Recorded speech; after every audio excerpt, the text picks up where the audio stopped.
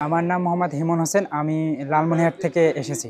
আমি ঢাকা শহরে যতগুলো প্রতিষ্ঠান দেখেছি, আবাসিক এবং রেসিডেন্সিয়াল প্রতিষ্ঠান, তার ভিতরে আমি ইংলিশ ফ্যান্টাসিকে ভালো মনে করেছি। কারণ এখানকে এসে দেখেছি যে এখানকার পরিবেশ এবং পড়াশোনার সিস্টেম এবং আবাসিকের যে থাকা খাওয়ার সিস্টেম এবং পড়াশোনার সিস্টেমটা অনেক ভালো, অন্য অন্য প্রতিষ্ঠানের চেয়ে অনেক ভালো।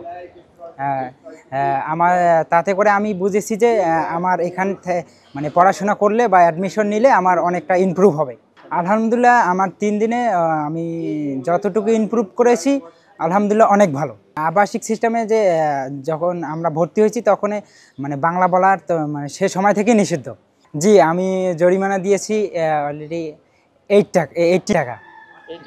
80 টাকা। আমি মূলত ইংলিশ শিখতেছি যে দেশে ভালো একটা জব প্রিপারেশনের জন্য।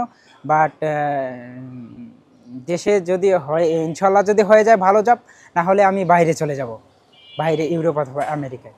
আমি ফার্স্ট অফ অল স্পোকেনটা শেষ করে নেক্সট আইএলস প্রিপারেশন নিব।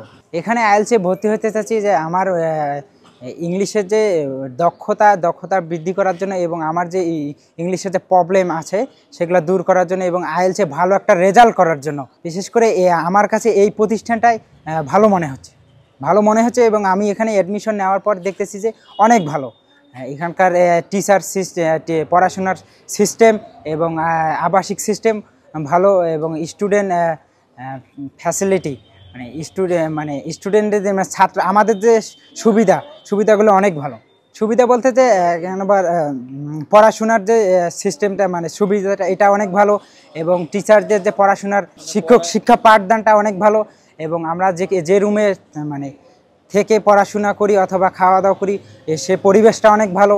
না, আমরা নিজেরা রান্নাবান্না করি না, বাট পাশেই হোস্টেল নিজস্ব ক্যান্টিন আছে, প্রতিষ্ঠানের নিজস্ব ক্যান্টিন আছে, ওখানে আমরা বিল পে করি, ওখান থেকে আমরা মানে খাওয়া দাওয়া করি।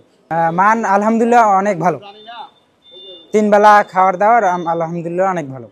আলহামদুলিল্লাহ সব মিলে আমার কাছে ভালো লাগছে এবং আমার যে পাশে বন্ধু আছে তাদের কাছেও আলহামদুলিল্লাহ ভালোই লাগছে।